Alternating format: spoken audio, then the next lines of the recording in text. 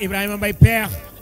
ndaw lu rëy boo déggee bàkk boobu de sam xel dina am ci lu mu dem lan la xel mi di dem mooy bis boobu nga xam ni adduna bi yëpp ñu ngi koy waajal lan lañ koy waajalee mooy les artisans sénégalais de la diaspora mooy artistes yi ak artisans yi nga xam ne ñoom ñoo nekk bitim réew di doomi réew mi nekk fële di daan seen doole ñu ni lan la ñuy def dañuy fas yéene def nag association boo xam si dañuy dajale ñëpp ñu doon benn boobu ba léegi nag ñoo ngay doxal waaye nag dañoo fas yéene dajale mbooloo mi yëpp def ko le 18 septembre mu war a nekk seen assemblée générale boobu nag képp koo xam si yaa ngi koy dégg ñoo ngi la cay woo di ca jiital nag son excellence monsieur Macky Sall waaye bàyyiwunu ay ministre am kenn desul waaye nag tubaarkàlla macha allah foo tuddee monsieur Macky Sall dañ ci teg ki nga xam ne mooy soxna Marème Faye Sall mu yaay daara yi tubaarkàlla kooku nag jàmbaar la joo xam si fakk tëdd la maa ngi ciy woo nag képp koo xam si tubaarkàlla lenn moo la ñor muy aar bi ak artisan yi lii nag buñ ko déggee xel yëpp dana am ci ku mu daj kan lay daj suñu président ma monsieur Famara Sow social waaye tekki nag Adja Ndeye Anta Niang nday yaayu bàyyam jigéen ju man góor